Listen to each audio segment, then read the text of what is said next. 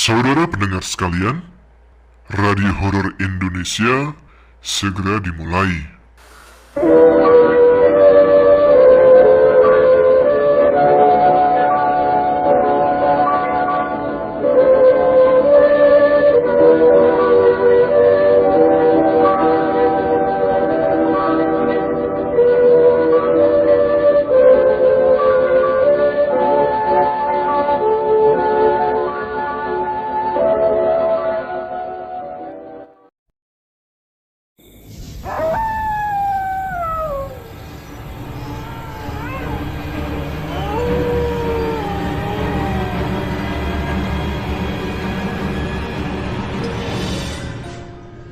Assalamualaikum warahmatullahi wabarakatuh. Jumpa lagi dengan saya Tama dalam Ada Apa Gerangan Season 2. Bagaimana kabar kalian? Semoga selalu diberikan kesehatan dan rezeki yang cukup. Tidak terasa malam Jumat lagi nih. Seperti biasa setiap malam Jumat ada segmen Radio Horor Indonesia. Dalam segmen Radio Horor Indonesia ini saya akan membacakan beberapa cerita horor untuk teman-teman Ada Apa Gerangan yang sudah dikirimkan melalui email kami. Bagi teman-teman yang ingin juga ikut membagikan cerita atau pengalaman mistisnya, bisa dikirim ke email kami adaapagerangan20@gmail.com atau DM kami di Instagram @aagchannel. Sebelum terlalu malam, kita langsung menuju ke cerita yang pertama ya. Jadi untuk cerita pertama kali ini ada sebuah cerita yang dibagikan oleh Edi Susanto ketika dia dan keluarganya tinggal di sebuah rumah di Papua. Wah, lumayan jauh. Seperti apa kisah yang terjadi di Papua ini? Seperti apa hantu yang ada di sana ya kira-kira? Katanya sih diteror oleh sosok hangus dan berbau gosong. Mungkin lupa dibalik ini sih. Jadi seperti apa cerita kali ini? Langsung yuk kita dengarkan ceritanya mulai dari sini.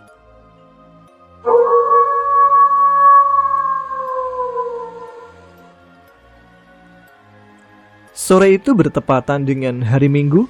Sengaja aku numpang nonton TV di rumah Pak D. Agus, tetangga sebelah yang telah memberikan tempat tinggal untukku bersama keluarga di perantauan. Bagi masyarakat Papua, hari Minggu merupakan hari libur untuk semua pekerja yang ada di Papua, baik pekerja kantoran maupun pekerja serabutan. Cuaca sore itu sedikit mendung disertai rintik hujan yang tidak mereda-reda. Pada saat acara TV menayangkan sebuah kejadian kebakaran, seketika itu aku teringat dengan apa yang ku alami semalam. Aku pun menceritakan pada Pak D. Agus bahwa semalam sekitar pukul 1 dini hari, aku terjaga dari tidur. Karena sulit tidur kembali, aku pun memutuskan untuk keluar rumah sekedar menghabiskan sebatang rokok. Suasana di luar terlihat sepi. Beberapa saat kemudian, aku dikejutkan dengan sosok hitam pekat seperti bayangan yang berjalan mengarah ke sisi rumah. Bersamaan dengan itu, tercium bau gosong sangat tajam aromanya. Merasa penasaran, aku coba mencari tahu dan melihat di mana sosok tersebut berjalan. Tapi tidak terlihat siapapun berada di sisi rumah. Sementara aroma gosong masih kuat hinggap di hidungku. Ketika aku kembali menuju teras, tampak sosok hitam pekat itu telah berdiri mematung di pelataran. Di antara remang cahaya lampu neon kuning, sekilas aku melihat sekujur tubuhnya yang gosong seperti terbakar. Dengan rasa merinding bercampur tegang, aku menyapa sosok itu. Namun, tidak ada sahutan. Hingga ketika suara geledek menggelegar sangat keras, aku tidak tahu kemana menghilangnya sosok tersebut. Pak D. Agus hanya terdiam saat mendengar kisahku. Sepertinya dia menerawang, menjangkau masa lalu dalam terdiamnya. Setelah beberapa saat, dia berucap, jika teringat dengan suatu peristiwa yang terjadi di tahun 2005 silam. Sebelum terjun di dunia kayu atau mebel seperti sekarang, Pak D. Agus dulunya adalah seorang pemborong sampai saat ini. Kadangkala juga dapat proyek untuk pembangunan gedung ataupun yang lainnya. Setelah menyeruput kopi beberapa teguk, Pak D. Agus mulai menceritakan tentang apa yang terjadi kala itu. Bambang adalah perantau yang berasal dari kota dingin, Malang, sedangkan Pak D. Agus berasal dari kota Ukir. Bambang meninggalkan kota tempat kelahirannya karena ingin melupakan kejadian buruk atas rumah tangganya. Dia bertutur jika istrinya telah berselingkuh dengan salah satu kerabatnya sendiri. Atas kejadian memalukan itu, dia pun memutuskan untuk merantau di Papua. Hingga bertemulah dengan Pak D. Agus yang waktu itu sedang mencari mitra kerja.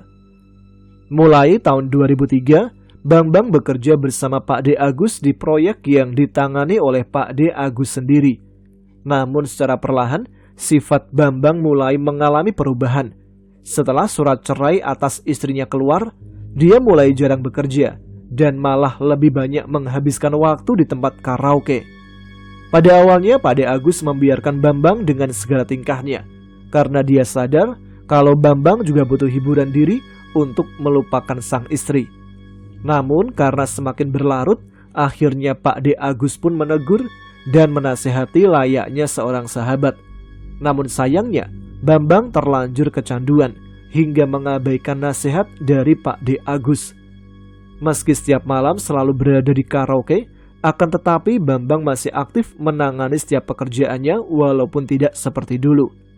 Karena kebanyakan waktu yang dihabiskan di tempat karaoke, akhirnya Bambang kecantol dengan salah satu pemandu karaoke yang akrab dipanggil dengan Mbak Silvi.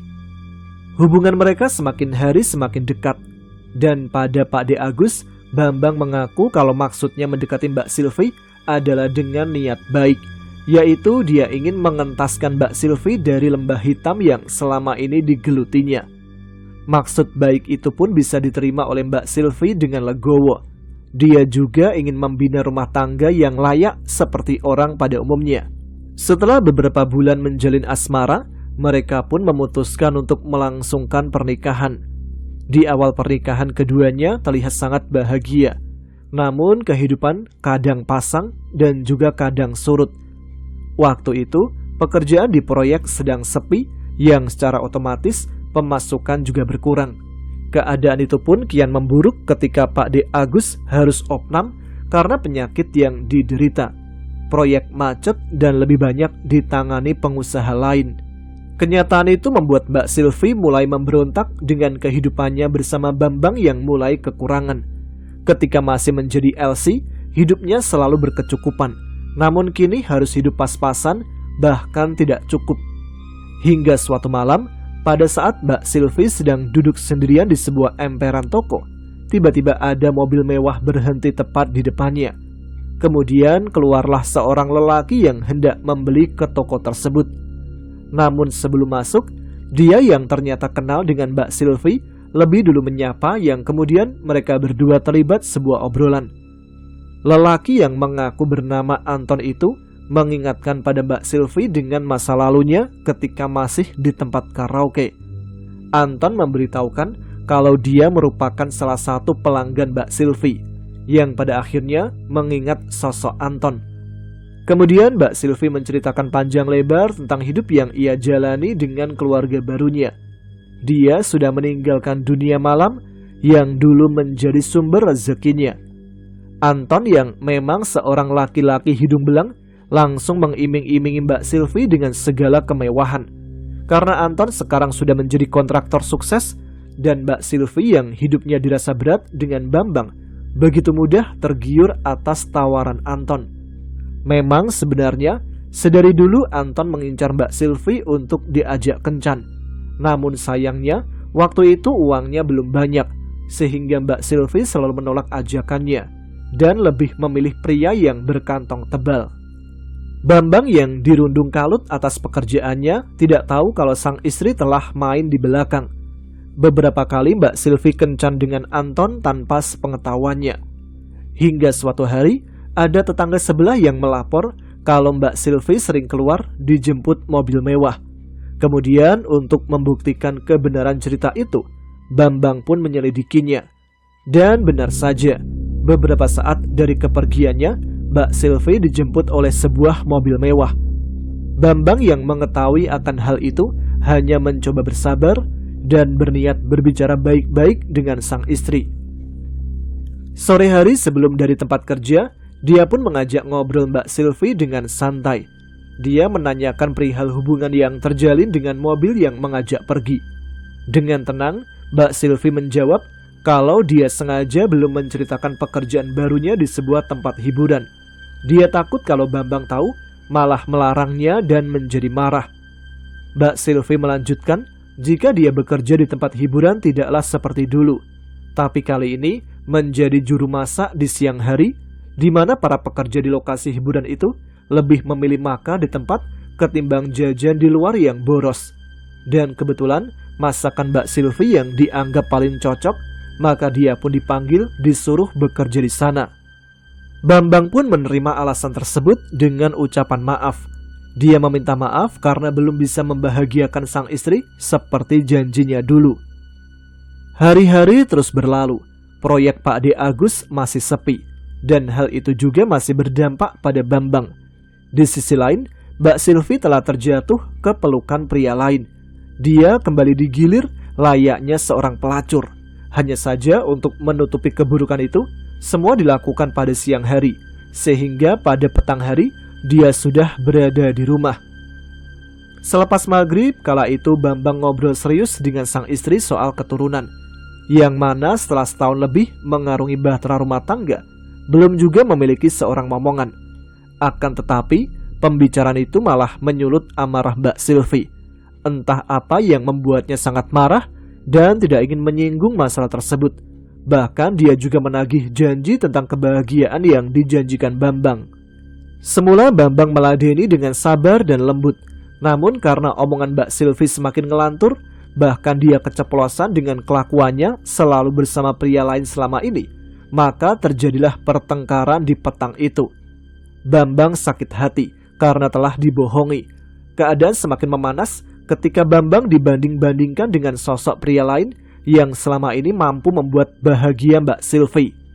Karena emosi yang tidak terkendali, Bambang mengambil sebilah golok yang terselip di pinggir dipan. Dan seketika itu pula, dia membabat leher istrinya hingga tersungkur bersimbah darah. Karena pikirannya yang sudah kalut membuatnya menyiramkan satu jerigen minyak tanah ke seluruh tubuh. Dan kemudian Bambang membakar diri sendiri. Salah seorang warga yang lewat langsung berteriak ketika melihat asap mengepul dari dalam rumah keluarga tersebut. Warga pun berhambur keluar dan langsung menuju rumah Bambang. Pintu rumah yang terbuat dari papan didobrak keras oleh Pak D. Agus dan warga, yang kemudian didapati Bambang sudah dalam keadaan sekarat dan tidak lama kemudian menghembuskan nafas yang terakhir. Sedangkan Mbak Silvi sendiri berhasil dievakuasi dan langsung dibawa ke rumah sakit. Pada akhirnya wanita itu terselamatkan. Sebagai sahabat, Pak D. Agus tidak tega membiarkan jasad Bambang yang tanpa sanak keluarga di perantauan. Dia pun menghubungi pihak keluarga Bambang di kota Malang. Namun sayangnya tidak ada keluarga yang peduli, hingga dimakamkanlah Bambang di Papua. Meskipun cara kematian yang nista, Pak D. Agus tetap berempati dengan mengurus segala keperluan penguburan Bambang. Yang membuatnya heran adalah kenapa tidak ada satupun keluarga yang peduli. Apa yang sebenarnya telah dilakukan Bambang selama di kampung halamannya? Hari bergulir dengan cepat. Malam selanjutnya, banyak warga yang mengaku ditemui oleh sosok makhluk gaib persis seperti Bambang. Yang pertama adalah Pak D. Agus. Di malam kedua acara tahlil, dia melihat sekelebat bayangan persis dengan Bambang berjalan di depannya, yang kehadiran sosok tersebut diikuti oleh bau gosong yang menyengat. Kesaksian selanjutnya dituturkan oleh Pak D. Fauzan, salah satu tetangga Pak D. Agus yang juga berasal dari kota Kudus. Kala itu Pak D. Fauzan masih melean dengan warga yang lain setelah acara tahlilan. Dia yang ingin buang air kecil langsung berlari menuju kamar mandi. Tapi hal yang tidak terduga terjadi. Tepat saat dia membuka pintu kamar mandi, di hadapannya tampak sosok Bambang berdiri sambil merintih dengan tubuh penuh dengan luka bakar. Langsung saja Pak D. Fauzan berbalik dan langsung pamit pulang. Masih banyak kejadian janggal yang juga dialami oleh warga lain. Namun yang paling menggemparkan adalah apa yang dialami oleh Mbak Silvi. Dia yang kala itu masih diopname di rumah sakit Merauke selalu melotot ketakutan. Menurut para perawat di ruangannya, Mbak Silvi yang tidak mampu berteriak karena sakit di lehernya bercerita jika dia didatangi sosok suaminya yang selalu ingin mencekik lehernya. Karena berkelanjutan, maka hal itu membuat Mbak Silvi tertekan dan memutuskan pergi entah kemana. Meskipun Yasin dan tahlil sudah dilakukan oleh Pak D. Agus bersama warga yang lain, mungkin arwah Bambang belum diterima di sisi Tuhan, karena jalan kematian yang dia renggut adalah jalan yang nista.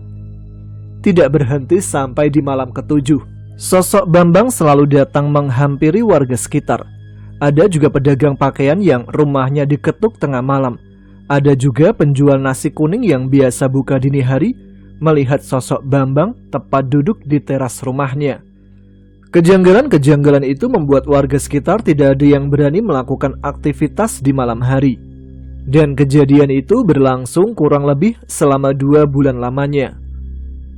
Rumah Bambang kosong selama beberapa tahun setelah itu. Dan rumah terbengkalai itu adalah rumah yang kamu tempati sekarang, ucap Pak D. Agus mengakhiri kisahnya. Setelah kejadian malam itu, entah kenapa aku menjadi sering melihat sosok yang mungkin adalah sosok Bambang dengan bau gosong yang melintas. Dan ternyata ayah dan ibu juga sering mendapat teror. Bahkan ayah pernah melihat kobaran api dengan bau minyak tanah di ruang tamu. Dari kejadian-kejadian itu, akhirnya keluargaku memutuskan pindah rumah. Sekitar 2 tahun kemudian, rumah tersebut dirobohkan dan belum ada rencana dari Pak D. Agus untuk membangunnya lagi. Suatu waktu ketika pulang kampung, Pak D. Agus menyempatkan diri mengunjungi kota kelahiran Bambang. Dia pun tahu dari kerabat Bambang bahwa selama berada di kampung halaman, sifat Bambang kuranglah terpuji. Bahkan dia berani melawan orang tuanya dengan meminta harta warisan yang bukan menjadi haknya. Hal itu membuatnya sering keluar malam dan melupakan keluarganya. Setelah harta habis, dia sering berbuat kasar pada istri dan anaknya yang kemudian berujung perceraian. Bambang pun meninggalkan kampung halaman. Pak D. Agus tidak menyangka jika apa yang dikisahkan oleh Bambang tidak sesuai kenyataan. Tapi Pak D. Agus tetap berdoa agar arwah Bambang tenang di alam lain, serta mengajak para saudara Bambang untuk menjenguk kuburan serta mendoakan jika ada waktu. Nah, itu dia cerita tentang hantu gosong. Mungkin dari cerita itu bisa kalian simpulkan sendirilah ya. Tuliskan di kolom komentar. Oke, setelah cerita dari Papua, kita lanjut dengan sebuah cerita pesugihan. Tapi cerita pesugihan kali ini mungkin belum pernah kita dengar. Seperti apa? Ceritanya mulai dari sini.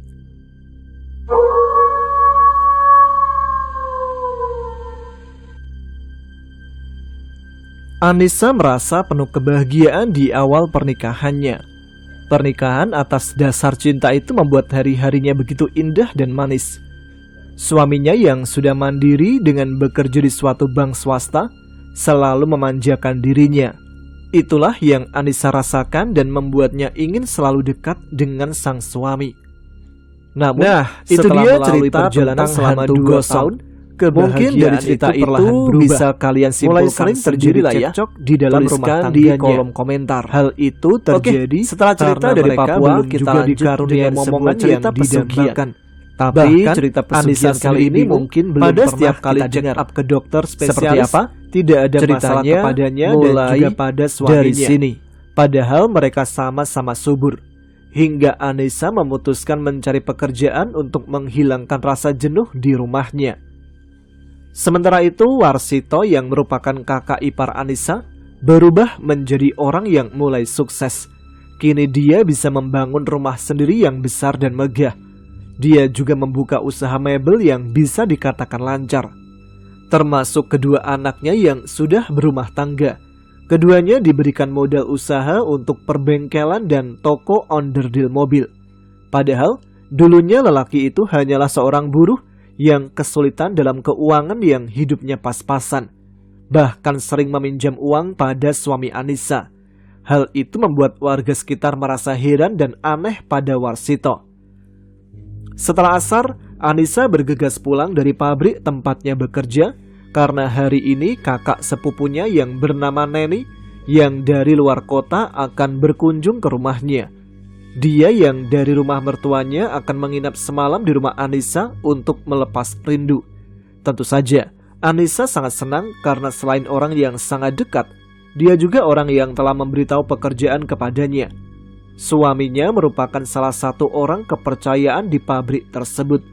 Begitu tiba di rumah, ternyata Neni sudah sampai lebih dulu.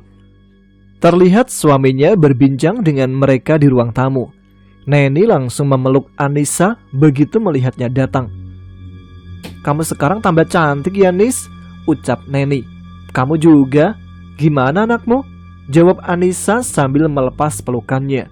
Neni menunjukkan anaknya yang berusia sekitar 3 tahun. Anak itu terlelap di ruang keluarga tepat di depan televisi. Hari mulai petang. Sambil berbagi cerita, Anissa dan Neni asik memasak untuk makan malam. Sesekali terdengar tawa dari kedua sepupu yang cukup lama tidak bertemu itu. Tawa yang mampu melupakan sedikit masalah dalam keluarga Anissa. Hingga Anissa mulai menceritakan keluh kesahnya. "Sabar ya, Nis. Mungkin Tuhan belum mengizinkan kamu punya keturunan," ucap Neni memberi semangat pada Anissa. Memang di awal pernikahan, Anissa belum juga dikaruniai momongan hingga sekarang. Lagi asik-asiknya ngobrol, tiba-tiba terdengar suara anaknya menangis dengan keras. Segera Neni ke sana dan menggendongnya. Tidak lama kemudian, suaminya datang ikut menenangkan. Tapi justru tangisan anak itu semakin menjadi-jadi. Anissa yang juga mendengar tangisan anaknya Neni segera meninggalkan masakannya lalu ikut menghibur bocah tersebut. Menjelang maghrib, anak itu masih terus menangis hingga bocah itu menuju ke pojokan kamar. Bocah yang belum lancar berbicara itu hanya menunjuk-nunjuk saja tanpa berucap. Tiba-tiba terlihat sekelebat bayangan yang membuat seisi rumah kaget. Bayangan itu dengan cepat melintas menuju kamar Anissa dan sesaat kemudian kembali menghilang. Mereka mulai mengucapkan doa sebisa mungkin hingga terdengar azan maghrib, yang akhirnya anak dari sepupu Anissa itu kembali tenang. Mereka hanya terdiam sambil berpikir tentang kejadian yang baru saja dialami oleh sang anak. Keesokan harinya, pagi ini Neni berpamitan pulang, dan dia sempat berpesan pada Anissa. "Nis, kamu baik-baik ya di sini. Jangan lupa sholat. Kalau nanti terjadi sesuatu, temuilah kakek. Mungkin beliau bisa membantumu," ucap Neni pada Anissa sebelum berpamitan pulang. Anissa heran dengan ucapan sepupunya. Sepertinya Neni merasa ada yang janggal di rumahnya. Begitu Anissa bertanya perihal maksud ucapannya, Neni tidak menjawab. Sekejap kemudian, Neni memandang rumah Warsito dan kemudian tersenyum sambil berlalu. Anissa hanya menatap langkah sepupunya yang tidak mampir ke rumah kakaknya. Memang mereka kurang akrab sejak kecil. Beberapa hari setelah itu, Anissa sering bermimpi. Dalam mimpi itu, dia merasa dirinya sedang hamil. Anehnya, setiap kali akan melahirkan, dia selalu dikejar-kejar oleh bayangan gelap yang ingin membunuh bayi yang ada dalam kandungannya. Mimpi itu seakan-akan nyata. Bahkan pernah 3 hari berturut-turut bermimpi hal yang sama. Tapi Anissa tetap bersikap biasa. Desas-desus dari para tetangga mulai terdengar di telinga Anissa. Kabar santer tentang Warsito, kakak iparnya yang punya pesugihan, sehingga usaha mebel dan bengkel miliknya maju pesat, termasuk rumah megah dan mobil mewah yang mampu dibelinya dalam waktu singkat. Akan tetapi, Anissa tidak percaya dengan omongan itu. "Mungkin mereka semua itu iri pada keluarga kakakku. Kira-kira siapa ya yang menyebarkan kabar tersebut?" gumam Anissa dalam hati. Sampai suatu hari, saat suaminya pergi keluar kota, suaminya mengabarkan kalau sekitar subuh baru sampai rumah. Malam itu sekitar jam 11 malam, tiba-tiba listrik padam. Anissa yang takut dengan gelap mencari persediaan lilin, tapi dia hanya menemukan bungkus kosong saja. Rupanya persediaan lilin telah habis. Akhirnya dia memutuskan untuk pergi ke rumah kakak iparnya untuk meminta lilin, karena toko pasti sudah pada tutup. Dia mengetuk pintu rumah sambil memanggil kakak iparnya, tapi tidak ada jawaban. Dia lalu menuju jendela kamar di samping.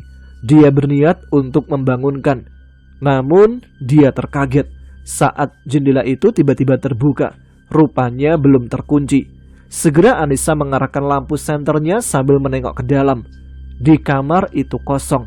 Kembali dia mencoba memanggil, tapi tetap saja tidak ada sautan dari dalam. Anissa yang mulai panik karena takut kalau rumah kakak iparnya itu dimasuki pencuri, dikumpulkan keberaniannya lalu menuju belakang rumah. Begitu hampir sampai, lalu lampu kembali menyala. "Alhamdulillah udah nyala lagi," ucap Anissa sambil berbalik badan hendak kembali. Akan tetapi niatnya itu diurungkan begitu mendengar suara orang mandi. Dengan penuh penasaran, dia menuju sumur tua di belakang rumah kakak iparnya. Dari jarak sekitar 3 meter dari samping rumah, dengan jelas dia melihat kakaknya bersama sang suami berada di sana tanpa sehelai benang pun. Mereka terlihat mandi dengan air kembang, sementara kakaknya memegang sesuatu yang ikut dimandikan juga, dan itu adalah boneka bayi. Dengan perasaan tidak karuan, Anissa melihat apa yang dilakukan oleh kakaknya. Anissa semakin gemetar saat mereka menyebut namanya dengan lirih. Anissa hanya terdiam dalam persembunyiannya. Dengan bergidik ngeri dan malu melihat kakaknya itu, dia langsung bergegas pulang. Dia mulai membayangkan gosip yang santer dari para tetangganya. Apa benar ya kakak iparku punya pesugihan? Lalu mengapa mereka menyebut namaku? Batin Anissa yang mulai kebingungan. Sejak saat itu rumah tangga Anissa semakin kacau. Semakin sering terjadi pertengkaran di rumah tangganya, dengan masalah yang selalu saja datang silih berganti seakan tiada habisnya. Sampai suatu hari suaminya mengucap talak dan rumah tangga itu tidak bisa lagi dipertahankan. Anissa akhirnya bercerai. Dia tidak mampu lagi mencegah keinginan sang suami yang mungkin sudah mulai bosan hidup bersamanya. 2 tahun kemudian, akhirnya Anissa menemukan kembali jodoh, seorang pria yang dengan tulus mencintainya, lelaki yang merupakan atasan di pabriknya tempat bekerja. Sebelum pernikahan dilaksanakan, kakek Anissa mendatangi mereka berdua. Orang yang sudah sangat tua itu sengaja datang untuk memberitahu hal yang penting. Dan malam itu, dia ditemani seorang paruh baya yang merupakan orang pintar. Orang tersebut terus mengamati sekitar rumah Anissa. Sesaat kemudian, lelaki itu berbincang sebentar dengan kakeknya, yang kemudian kakeknya berpesan, "Cucuku, di malam ke-7 dan ke-40 setelah pernikahanmu, datanglah ke rumahku bersama suamimu," ucap kakeknya. Anissa mengangguk saja. Dia tidak tahu apa yang ada di pikiran kakeknya. Anissa tidak melupakan perkataan kakeknya.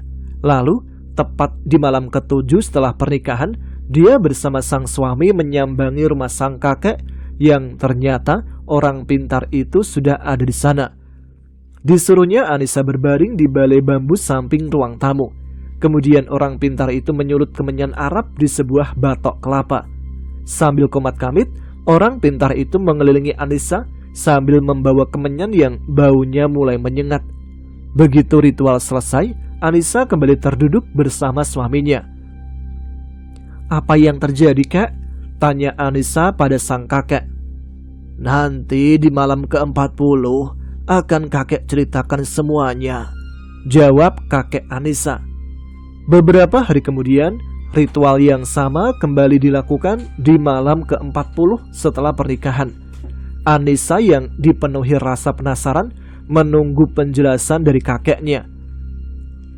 "Neni menceritakan tentang suatu hal ganjil saat berkunjung ke rumahmu," ucap sang kakek di samping orang pintar yang mulai penjelasannya. Dari cerita Neni itulah ternyata kakeknya telah melakukan penyelidikan. Dia lebih dulu menemui Warsito untuk mencari tahu asal-muasal harta benda yang begitu cepat didapatnya. Tapi kakak ipar Anissa itu malah mengusir kakeknya, Yang kemudian dia meminta bantuan orang pintar tersebut untuk mencari tahu kebenaran kabar yang beredar dalam masyarakat. Menurut kakek Anissa, kandungannya ada yang menyumpal. Ada seseorang yang membuat dirinya tidak bisa hamil. Meskipun subur, tapi dia tidak akan bisa hamil karena kandungannya ditutup sebagai tumbal pesugihan. Dan itu merupakan pesugihan langka yang harus dilakukan pada orang yang masih ada hubungan darah. Yang sudah terjadi biarlah berlalu. Jangan kamu sakit hati dan menaruh dendam pada orang itu. Yang penting sekarang taatlah beribadah.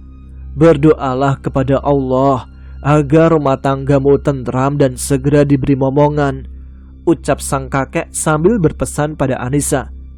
Dari hal tersebut, Anissa tahu siapa orang yang telah tega berbuat hal tersebut. Dan cukuplah dia dan kakaknya yang tahu tentang orang itu, karena orang itu adalah kakak iparnya. Anissa tidak mau terjadi hal buruk pada mereka jika warga tahu. Beberapa bulan kemudian, kebahagiaan Anissa tidak dapat tergambarkan. Setelah 2 bulan menikah, akhirnya dia positif hamil, yang kemudian dikaruniai anak perempuan yang cantik. Anissa merasakan indahnya sebagai menjadi seorang ibu. Dan terakhir dia mendengar kabar tentang 2 anak kakak iparnya. Meskipun usahanya sukses, tapi keduanya belum juga dikaruniai anak. Padahal usia pernikahan mereka terbilang cukup lama. Sementara kakaknya telah meminta maaf pada Anissa dan membuka semua keburukan yang telah dilakukan sang suami. Dia merasa menyesal. Dia pun mengajukan gugatan perceraian pada Warsito. Hatinya telah terbuka. Dia mulai tersadar dengan apa yang dilakukan suaminya. Dan selama ini, dia menjadi orang yang sesat karena telah ikut membantu sang suami melakukan pesugihan. Itulah cerita yang kedua untuk malam ini. Kok ada ya modelan pesugihan seperti itu? Dan saya juga baru kali ini mendengarnya. Ya sudah, kita menuju ke cerita yang ketiga dan keempat sekaligus untuk malam ini. Ada sebuah cerita yang dibagikan oleh Ayah tentang kisah hidupnya akibat guna-guna. Dan juga kisah tentang teror genderuwo. Ceritanya langsung mulai dari sini.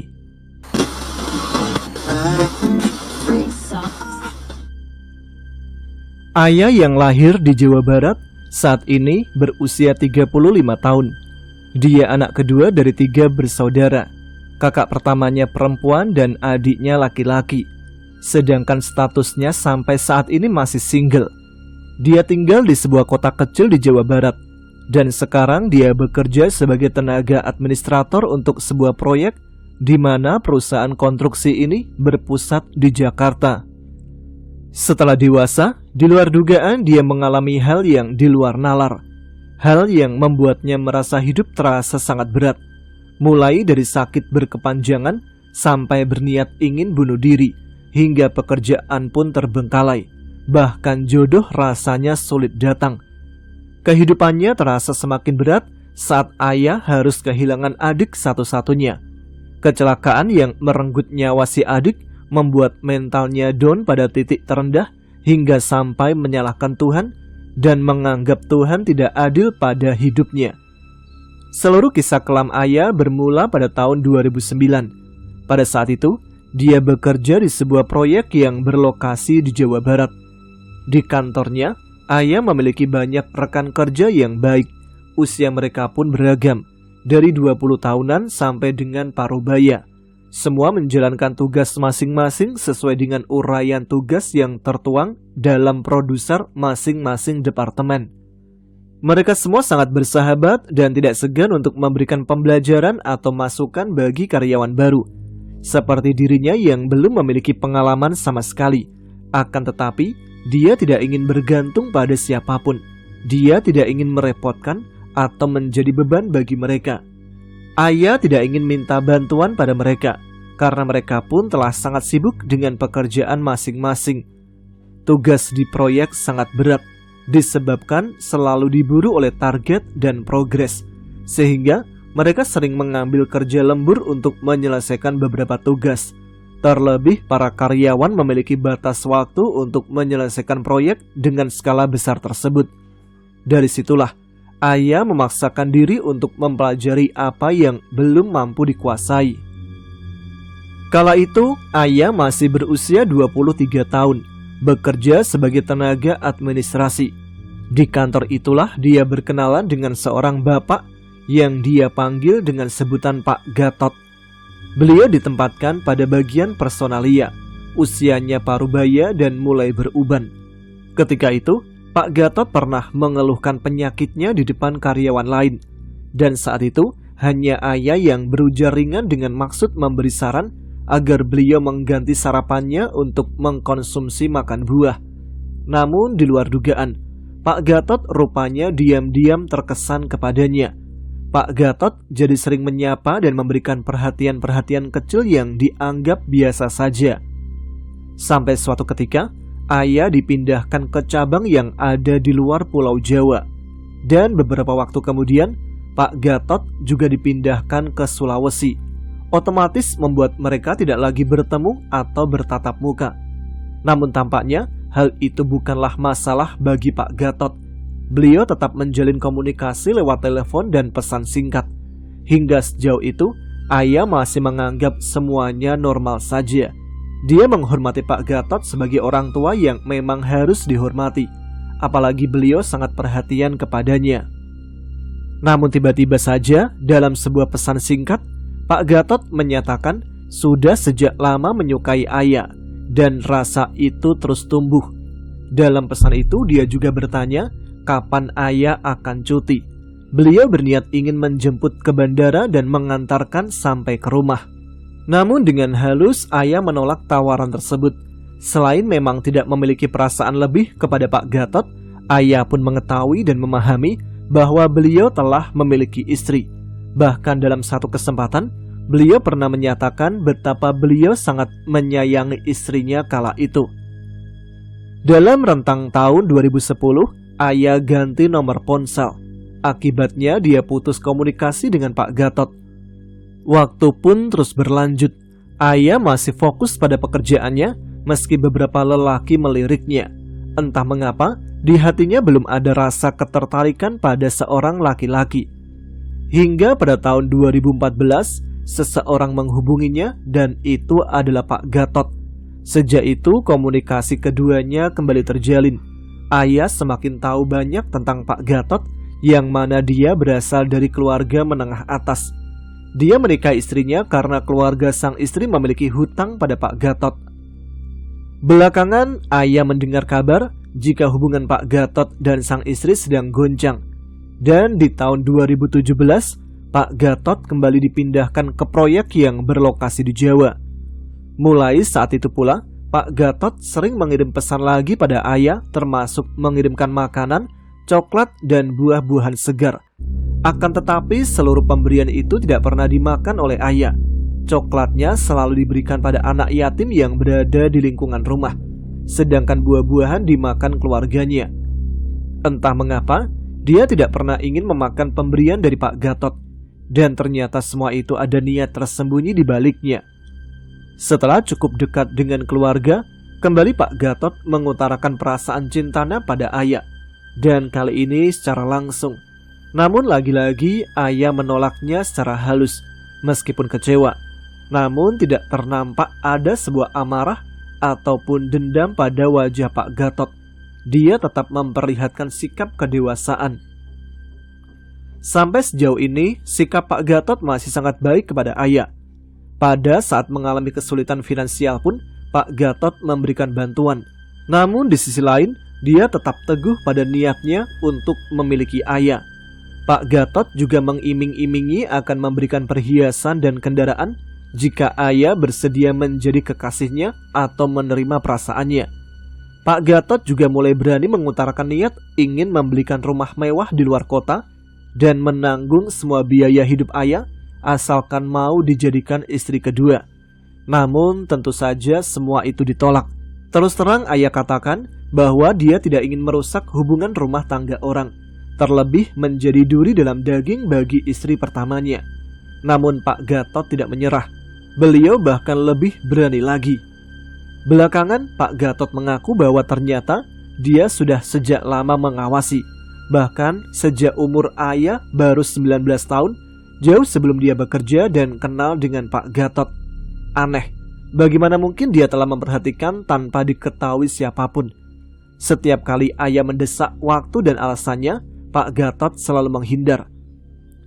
Ketika Pak Gatot menyatakan perasaannya yang ketiga kalinya, kembali Ayah menolaknya. Bahkan dengan bahasa yang sangat sopan, dia menasihati Pak Gatot agar tidak berkhayal kotor. Percuma saja mengerjakan ibadah kalau masih melakukan zina. Kali ini ucapannya di luar dugaan. Respon Pak Gatot membuat Ayah terperangah.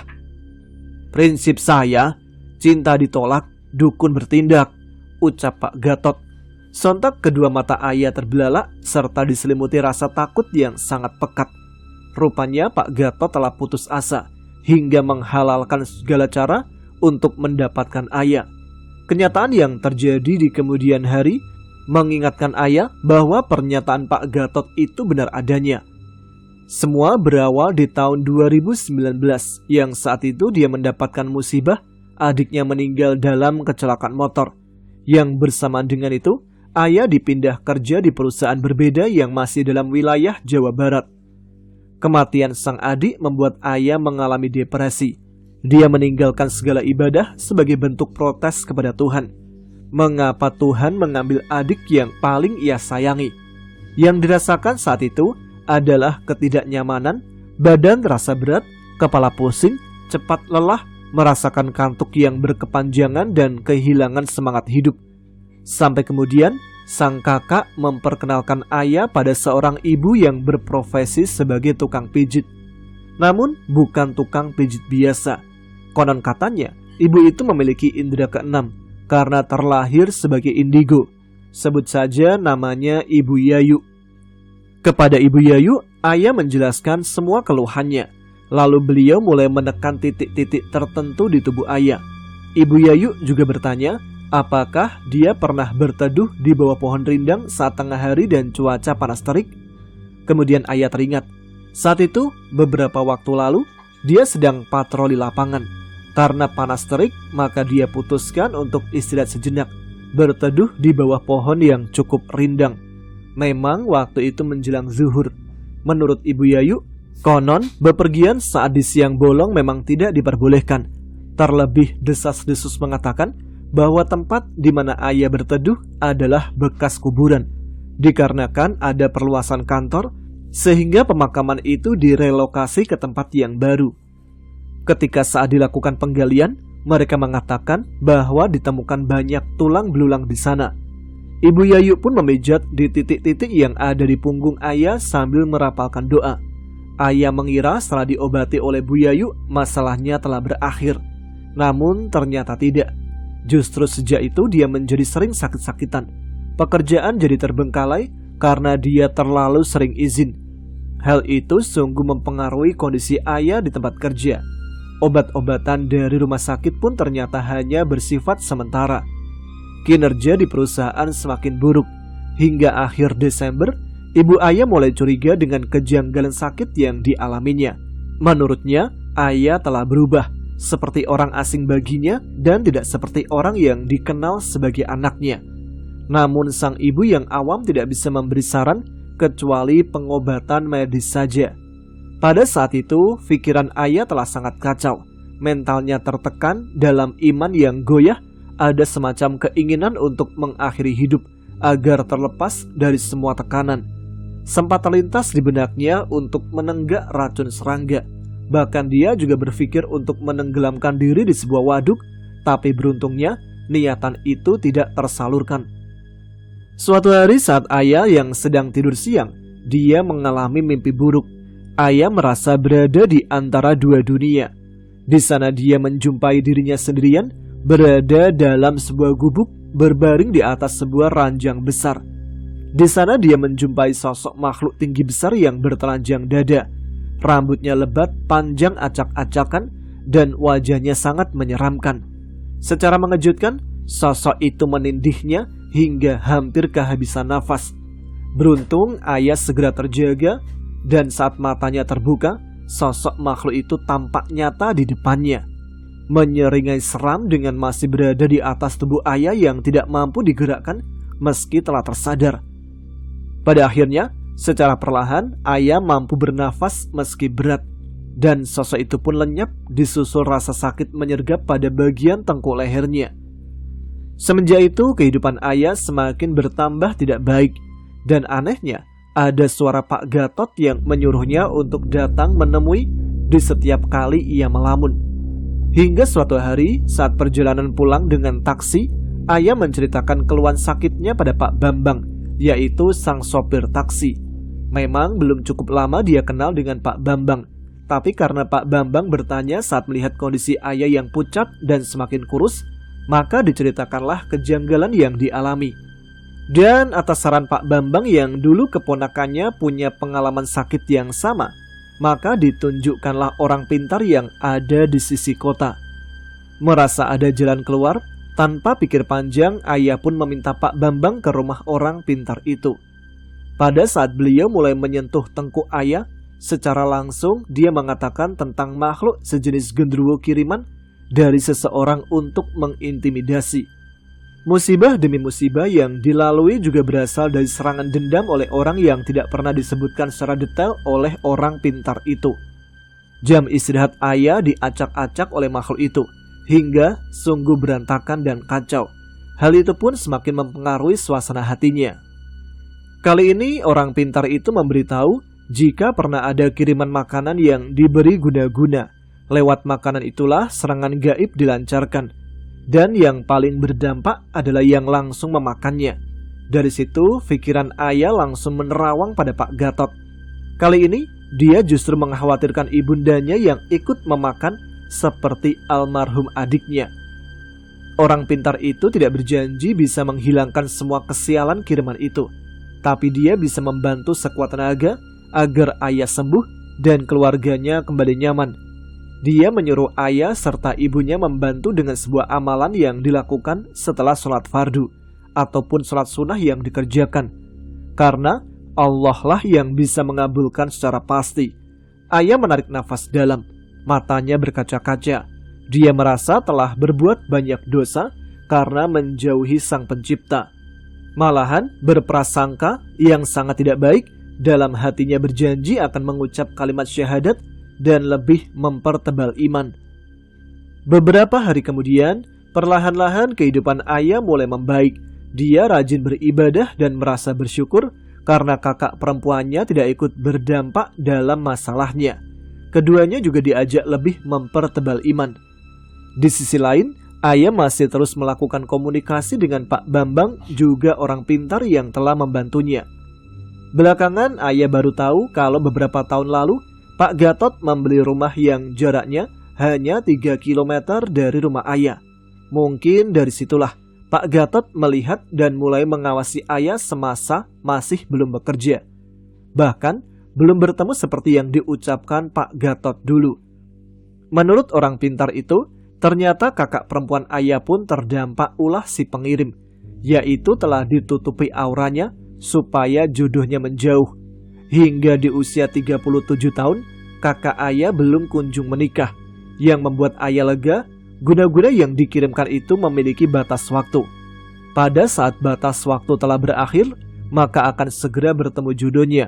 Terlepas apakah gangguan itu benar kiriman dari Pak Gatot atau bukan, biar Allah saja yang mengetahui segalanya. Info terakhir yang ayah tahu, Pak Gatot sekarang berada di luar Pulau Jawa. Terlepas dari semua yang telah dialami ayah, dia tetap menghormati Pak Gatot sebagai orang tua dan orang yang pernah membantunya di saat susah. Semoga Tuhan selalu melindungi Pak Gatot dan keluarga, karena doa yang baik untuk seseorang akan berbuat baik pula untuk diri kita.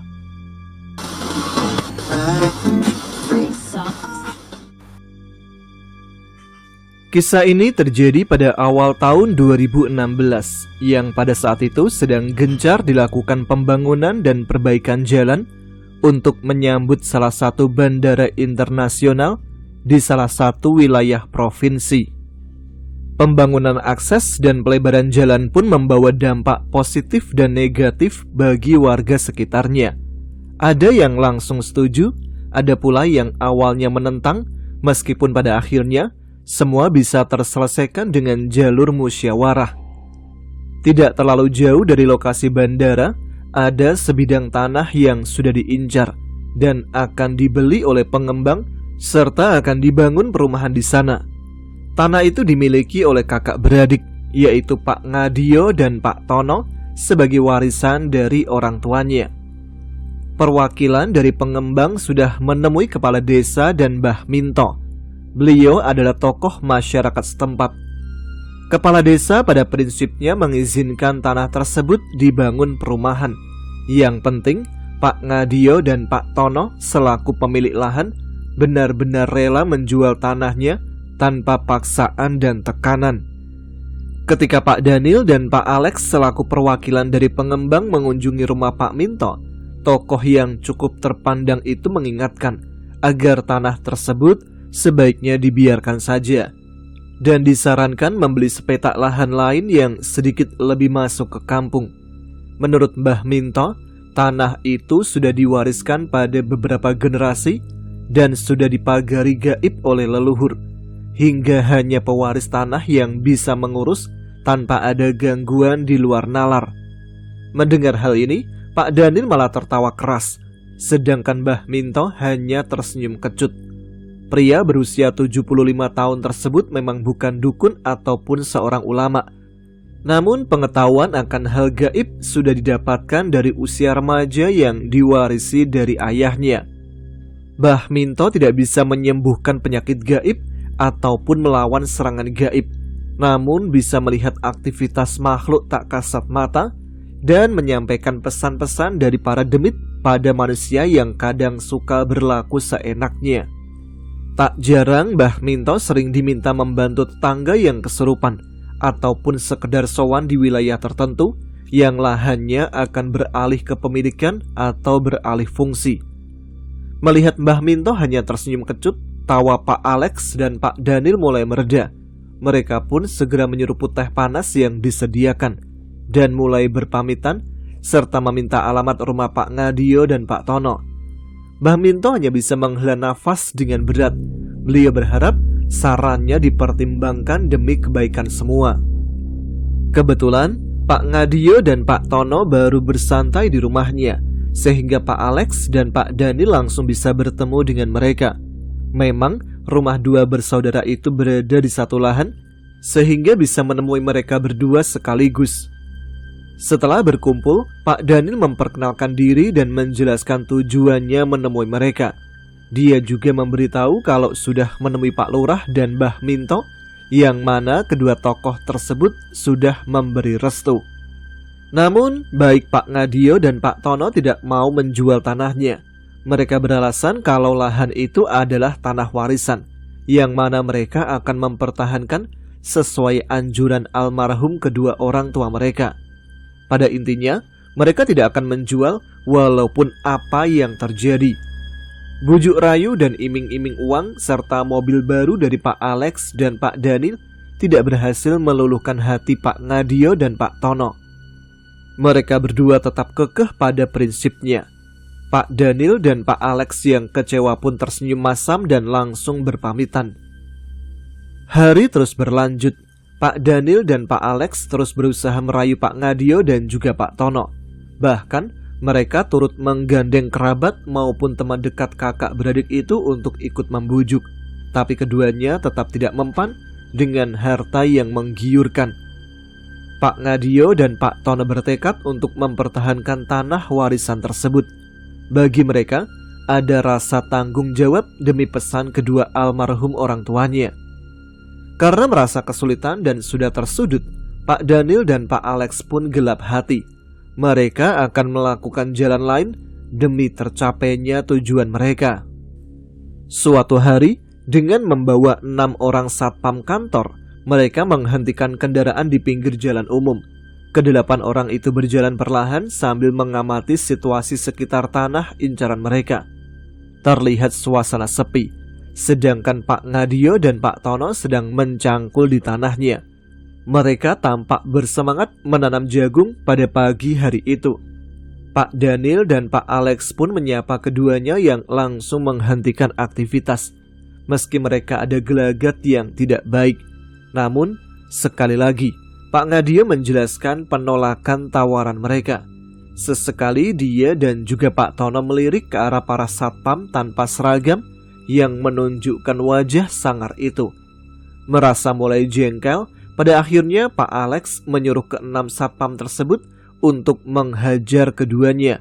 Di tengah pukulan bertubi-tubi, dengan nada tinggi, Pak Daniel memaksa Pak Ngadio dan Pak Tono untuk menjual tanah mereka, atau nasib mereka akan berakhir di rumah sakit. Namun tetap saja, Pak Ngadio dan Pak Tono tidak mau menjual tanah mereka. Pak Alex menyuruh para satpam itu untuk berhenti. Ketika melihat sebagian baju keduanya berlumuran darah, gigi depan Pak Ngadio lepas, dan wajah keduanya lebam. Sesaat kemudian, Pak Alex mendekat sambil menatap mereka dengan tajam. Pak Alex mengancam jika dia memberikan waktu seminggu pada Pak Ngadio dan Pak Tono untuk berpikir ulang dan menerima tawarannya. Jika dalam waktu 1 minggu itu masih menolak, maka bisa jadi keluarga mereka akan ikut menanggung akibatnya. Setelah mengatakan itu, Pak Daniel dan Pak Alex pun pergi membiarkan kedua korbannya merintih kesakitan. Di malam harinya, tidur Pak Alex diliputi mimpi yang sangat aneh. Dia merasa berdiri di tepi kebun Pak Ngadio dan Pak Tono pada tengah malam. Namun, suasana kebun itu sangat sepi. Perlahan udara menghangat dan asap tipis mulai muncul. Kemudian Pak Alex pun menoleh ke belakang. Tiba-tiba, sesosok makhluk mirip manusia dengan mata yang besar berwarna merah dan bermuka penuh darah menatapnya dengan tajam. Sosok itu bertubuh kekar dan berkulit hitam legam dan berbulu. Dengan panik, Pak Alex pun berteriak. Namun, justru sosok demit itu menghantam kepala Pak Alex yang kemudian mulutnya langsung berdarah. Setelah itu, sosok itu pun mendekat dan mencekik lehernya sambil berkata serak, "Jangan ganggu aku." Pak Alex pun terbangun. Itulah dengan cerita yang kedua untuk malam ini. Istrinya yang ikut terbangun dan menunjuk pada leher Pak Alex. Dan saya juga baru kali mendengarnya ketika mendapati kita menuju ke cerita yang ketiga dan keempat sekaligus untuk malam ini. Di lehernya ada sebuah cerita saat yang dibagikan oleh ayah kedua hal tersebut. Pak Alex hanya bisa menjawab dan juga kisah hanya teror genderuwo. Meskipun ceritanya langsung istri Pak Alex berusaha menguasai diri dengan tidak langsung menanyai macam-macam. Sejenak kemudian, Pak Alex berjalan menuju kamar mandi untuk mencuci mukanya. Waktu menunjukkan pukul 2 dini hari. Pak Alex yang mencuci mukanya di wastafel dengan pikiran yang masih tertuju pada mimpinya tadi. Dan tidak berapa lama, dia dikejutkan dengan lampu kamar mandi mulai berkedip dan menjadi temaram. Disusul kemudian terdengar suara geraman yang bersumber dari cermin wastafel. Saat Pak Alex menatap cermin, di sana tampak sosok demit persis di mimpinya yang sedang menatap tajam. Sontak saja Pak Alex berteriak kencang. Istrinya yang keheranan dengan perilaku Pak Alex segera menyusulnya ke kamar mandi. Tampak tubuh sang suami gemetaran dan wajahnya sangat pucat. Istri Pak Alex pun mengamati setiap sudut kamar mandi dan didapatinya kondisi yang normal. Ketika ditanya, Pak Alex yang masih terpatung di kamar mandi mulai menjelaskan apa yang telah dilakukannya hari itu, yaitu tentang kekerasan yang dilakukan pada 2 orang pemilik lahan incarannya. Sang istri pun memberikan nasihat serta mengingatkan resiko yang mungkin terjadi kalau tetap memaksakan kehendaknya. Namun Pak Alex mengatakan bahwa pastilah 2 orang tersebut akan menjual tanahnya setelah ditekan sedemikian rupa, mengingat lokasi yang sangat menggiurkan bagi pengembang properti manapun. Keesokan harinya, pagi hari, sesampainya di kantor, Pak Daniel dan Pak Alex tampak berbicara serius. Pak Daniel menceritakan kejadian di luar nalar yang menimpanya semalam. Mendengar itu, Pak Alex pun terkejut karena kejadian yang dialami Pak Daniel sama persis dengan kejadian yang menimpanya semalam. Pak Daniel menelpon komandan peleton satpam yang merupakan salah satu dari ke-6 satpam yang menghajar Pak Ngadio dan Pak Tono. Dan betapa kagetnya Pak Daniel ketika mendapat informasi dari satpam itu bahwasanya mereka semua mengalami memar di bagian dada, perut, tangan, dan kaki mereka juga sakit dan ngilu ketika berjalan. Sejak malam itu, tidur Pak Daniel dan Pak Alex selalu diganggu mimpi yang sama. Sedangkan keenam satpam hanya sekali saja diganggu, namun dengan dampak fisik yang lebih parah. Setelah 3 malam dihantui oleh sosok dan mimpi yang sama, bekas cekikan di leher mereka tampak semakin dalam dan jelas. Beberapa kali mereka juga pergi ke dokter, namun dokter hanya bisa memberikan obat standar untuk memulihkan luka saja. Di sisi lain, Mbah Minto yang mengetahui kabar pengeroyokan Pak Ngadio dan Pak Tono hanya bisa mengelus dada sambil membayangkan tindakan Pak Daniel dan Pak Alex. Dia minta agar semua warga menahan diri atas tindakan tersebut, dan dia yang akan menemui kedua orang yang arogan itu. Mbah Minto akan minta penjelasan serta menyelesaikan masalah itu. Belum sempat Mbah Minto bertamu, Pak Daniel dan Pak Alex lebih dulu datang menemuinya. Mereka yang terus-menerus diganggu demit yang menunggu ladang semakin resah dan gelisah. Mata mereka tampak cekung karena kurang tidur. Sudah ada 3 dukun yang mereka datangi, namun ketiganya kompak angkat tangan karena kekuatan demit penunggu ladang sangatlah dikdaya. Bahkan kesemuanya menyarankan agar Pak Alex dan Pak Daniel membatalkan rencana pembelian tanah dan minta maaf pada Pak Ngadio dan Pak Tono. Ternyata saran itu pula yang diberikan oleh Mbah Minto. Menurut sesepuh desa tersebut, sosok penghuni ladang sudah ada semenjak dulu. Sosok tersebut sangatlah patuh pada penakluknya, yaitu kakek buyut Pak Ngadio dan Pak Tono. Oleh sebab itu, dia selalu melindungi dan menjaga lahan maupun pemiliknya. Sudah beberapa warga yang berniat buruk, kemudian warga melihat penampakan sosok tersebut, sehingga niat mereka untuk mencuri di lahan dibatalkan. Tanpa menunggu waktu lagi, Pak Alex dan Pak Daniel meminta agar Mbah Minto menemaninya ke rumah Pak Ngadio dan juga Pak Tono. Mereka akan mengurungkan niat untuk menguasai lahan tersebut, sekaligus akan minta maaf karena telah melakukan tindakan yang tidak terpuji. Kekerasan fisik yang mereka lakukan tidaklah pantas hanya karena diburu nafsu keuntungan di depan mata. Selain itu juga, mereka memohon bantuan agar gangguan-gangguan gaib yang terus meneror tidak lagi menghantui mereka. Mendengar itu membuat Mbah Minto tersenyum lega. Bukan karena penderitaan yang dialami Pak Alex dan Pak Daniel, namun karena Pak Alex dan Pak Daniel sudah mendapatkan pelajaran berharga, yaitu menghargai adat dan kepercayaan tempat lain. Di mana bumi dipijak, di situ langit dijunjung. Siapapun, setinggi apapun pangkatnya, sudah sepatutnya mengikuti dan menghormati adat istiadat yang berlaku di tempat tersebut. Kali ini Pak Alex dan Pak Daniel mendapatkan pelajaran berharga bahwa manusia adalah makhluk Tuhan yang paling sempurna. Namun, kesempurnaan itu bukan untuk disombongkan. Perilaku sopan dan menghargai sesama serta mengedepankan tata krama sangatlah diperlukan dalam tiap tahap kehidupan di dunia.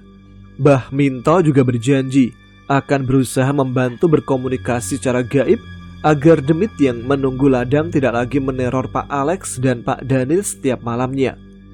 Semenjak permintaan dilakukan, teror demit penunggu ladang sudah tidak lagi menghantui tidur malam Pak Alex dan Pak Daniel. Hidup mereka jauh lebih tenang setelah gangguan gaib itu berakhir.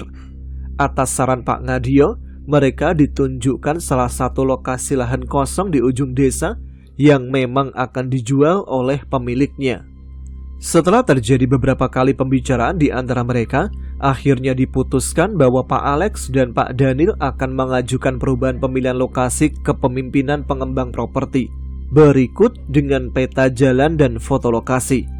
Proses pembelian tanah pun berlangsung dengan lancar dan tidak melibatkan sosok gaib itu lagi.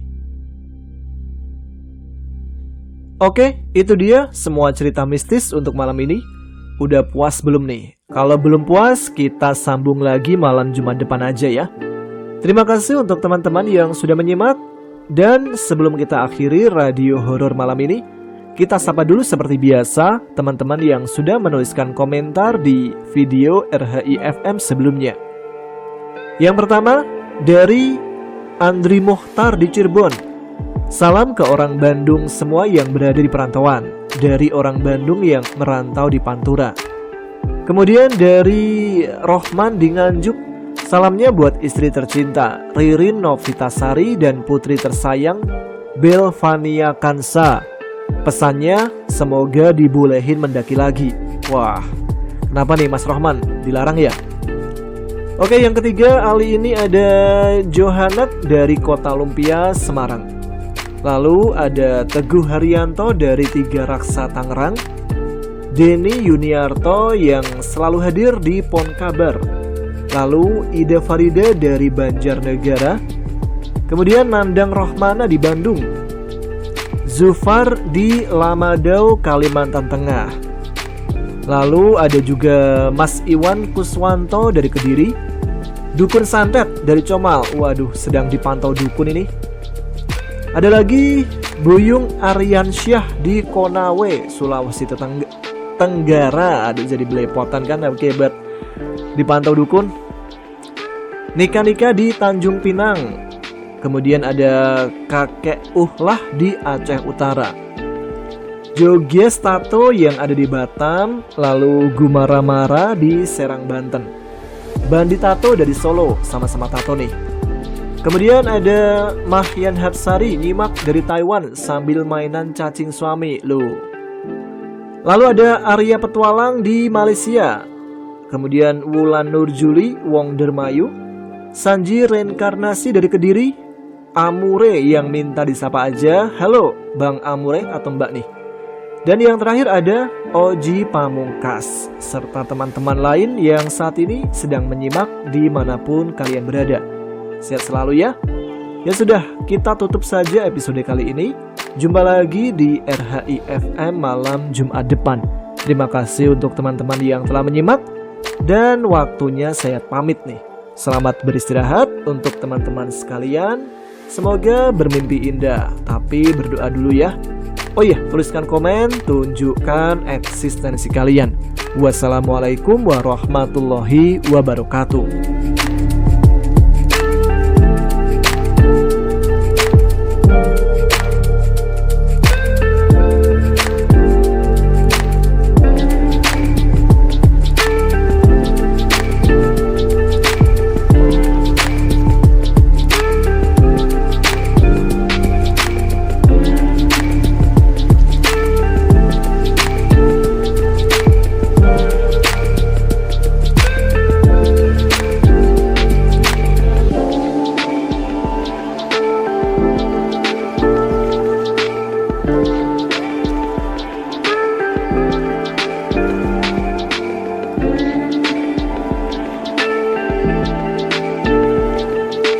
Thank you.